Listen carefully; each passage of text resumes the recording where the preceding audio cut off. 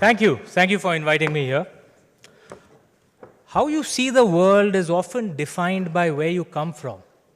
Now, I'm a Hindu.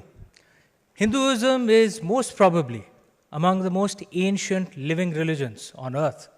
And Hinduism is a part of the Dharmic group of religions, which also includes Buddhism, Jainism, and Sikhism. In many ways, our worldview is fundamentally different from the Abrahamic group of religions. The Abrahamic group, as you all know, is Judaism, Christianity, and Islam. And could be argued that Western atheism, which emerged as a reaction to the Abrahamic religions, also has many of the features of Abrahamic religions. So, how is our worldview, the Dharmic worldview, different? One of the key things is we don't see the world in binaries, good, evil, black, white. We don't see the world that way. We see it in shades of gray. So from this perspective, how do we answer this question that God is a delusion? The question itself is incomplete for two reasons. The first is that according to Hindu philosophy, anything that has a beginning and an end is temporary and hence an illusion. The Sanskrit word for it is Maya. So therefore, everything, including the universe, because it does have an end date, is an illusion, which makes this entire debate itself infructuous. But there's a second concept on reality of Hinduism that I'm more interested in.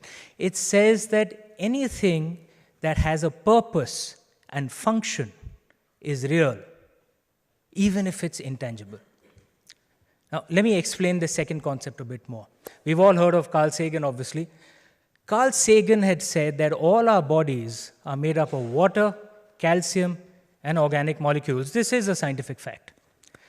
Now, if you pick an amount of water, calcium, and organic molecules of the right proportion and throw it under a bus, nothing will change. Nothing will happen to the bus or those elements.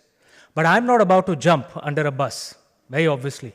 Right? Even though my body is made up of that exact proportion of the list of elements that Carl Sagan had listed. Why? Because I'm not exactly just the elements that make up my body. There's something extra within me. And that something extra gives purpose to the elements that make up my body. Therefore, I have a purpose for now. Therefore, I'm not an illusion for now. That's the way it is with me. That's the way it is with all of us. And that is the way it is with God. If God has a purpose, then God is real. So is the real question perhaps not whether God has a purpose? Is the real question that why does the West not feel a need for the purpose of God anymore? Or to calibrate a bit, why do most Westerners not feel the need for God anymore? I think maybe the answer for that is in the tortured relationship that Abrahamic religions have with science, or more broadly, knowledge.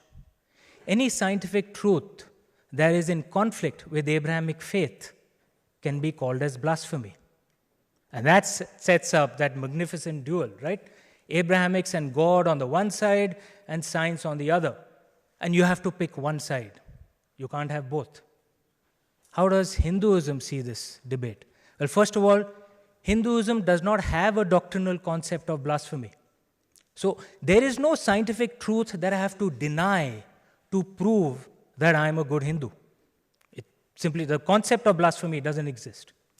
But even more, Hinduism has a different relationship with knowledge.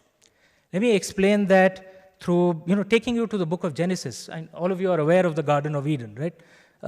Broadly, what the story was. God punished Adam and Eve because they ate from the forbidden fruit of the tree of the knowledge of good and evil. Correct? Everyone knows that? And most Abrahamic religious scholars say that good and evil was a metaphor for everything. So therefore, essentially, Adam and Eve were punished because they ate an apple from the tree of the knowledge of everything. Now, I'm not deriding this philosophy. Knowledge, if you're not prepared for it, is often a path to unhappiness and destruction.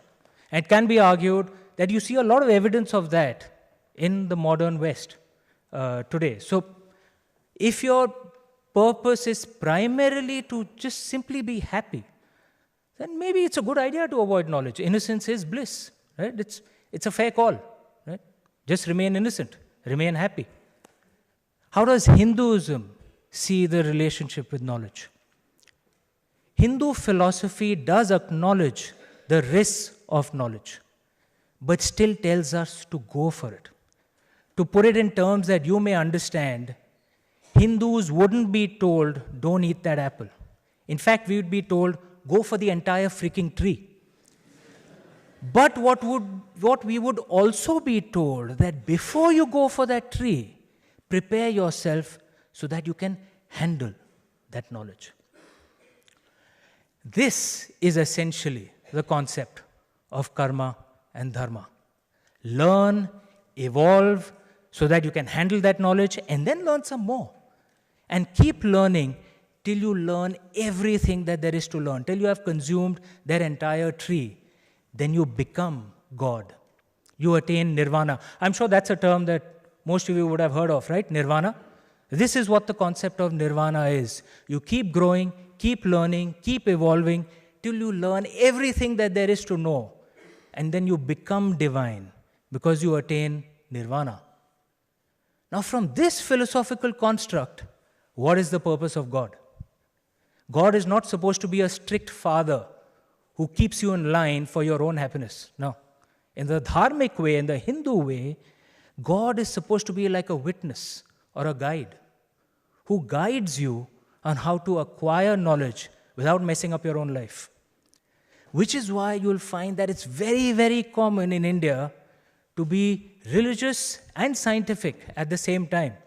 How many of you read about the Indian space scientists who sent a probe to the moon? Everyone's aware of that?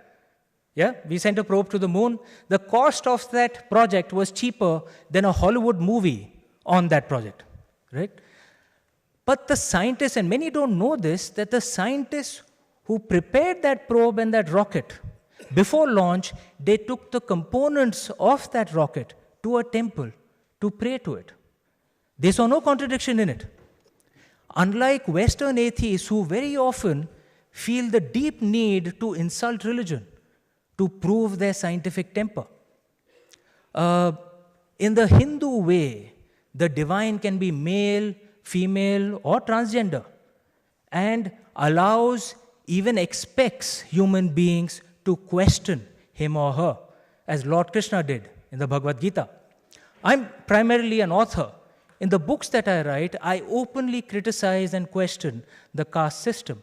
I write of powerful women. I have gay and transgender characters in my books. My books, by God's grace, actually sell in reasonably high numbers. You won't find any controversy around me. Because in the Hindu way, there is an openness to multiple truths. There's an openness to multiple paths to the divine. If I may complete, please.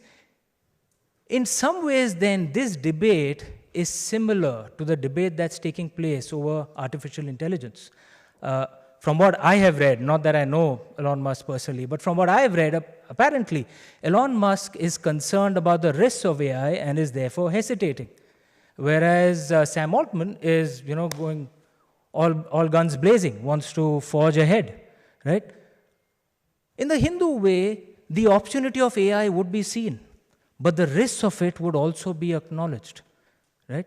So perhaps, it cannot be denied that AI almost has the power of God. Do we have the ability to wield that power? Do our societies have the ability to handle the consequences of something like this? Everyone knows what this gesture is. Yeah, it's namaste. Most Westerners erroneously translate namaste to mean hello. That's not the actual meaning. In Sanskrit, namaste means I bow to the divine within you. Now, this is a statement of humility. I'm bowing. But it's also a challenge to you. Discover the divine within you. That is the challenge that Hinduism puts up. if I may just complete, I'm almost at the end, right? If you find purpose, you will discover that God exists within you. And your task over this life and multiple lives is to grow, evolve, learn some more, and become God. God is not a delusion because you are God. You are a potential God. You are all potential gods. You just don't know it yet. What you have to do is find your purpose, and you will discover that you and God are in fact very real. And that's it. If there's a namaste, once again. Is there time? I'll answer that point of... Yes. Who had that? Yes, sir. Where are you? Sorry. Yeah, hi. Yes, even if we both agree that the universe is an illusion, that we are dualists, and that we are not fundamentally made up of the molecules that make us, and that West has an aversion to religion, and that God has a meaning, and that dharmics are the only people, an exclusive class of theists that believe in God and science. Oh, no, dharmics don't believe in exclusivism at all, but carry on to your question.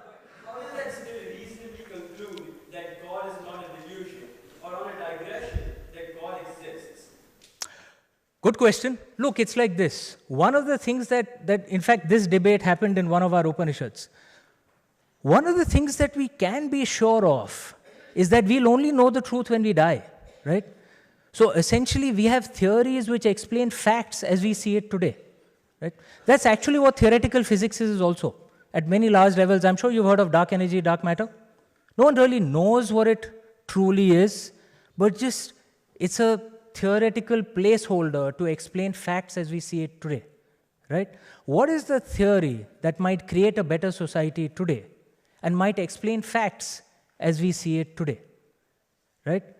That's what essentially this is. Can we claim that, that this is the absolute truth? No Hindu ever claims that. There is no concept of absolute truth in the dharmic way, right? All of us have an ability and a freedom and a right to find our own path. Many of the schools of philosophy in the Hindu way, I'm sure you're aware, are actually atheist schools. They are still Hindu, right? Or Buddhists or Jains can be atheist and Buddhist Jain at the same time. Faith is not central, right? Accepting the principles of the argument of cause and effect, that is central to the dharmic religion. So is this the theory that explains facts as we see it most well? I would argue it is. But does that mean it's the absolute truth? No. We'll only know when we attain nirvana or when we die. So how do we not know? Well, we are still here, so we don't know. Right? Have you read the Nasadiya hymn in the Rig Veda? Okay. Anyone who hasn't, there's a Nasadiya hymn in the Rig Veda. If I have time, if I can just explain that. It's a creation hymn. Okay? And you want to understand a really deep creation hymn, read Nasadiya, because it doesn't make any truth claims. It says, maybe this is how creation happened, or maybe this is how creation happened, or maybe this is how creation happened. The most magical are the last 4 lines of the Nasadiya hymn, that who can know for sure how creation happened? Even the gods wouldn't know, because even the gods were created after creation happened. And then the hymn goes on to say, maybe the only one who knows is the one most high. Or maybe even he doesn't know. And in Sanskrit, they don't use the term he, because the Brahman is actually beyond gender. So you can use it, she, he, whatever, right? Maybe he's the only one who knows, or maybe even he doesn't know. That's a skepticism at the heart of the Rig Veda, which is the oldest dharmic religion, because no one can know for sure. You have to have supreme arrogance to say, I know what the truth is. No one can know for sure. Right? Okay. If there's no other point of order, I guess I'm done. Thank you.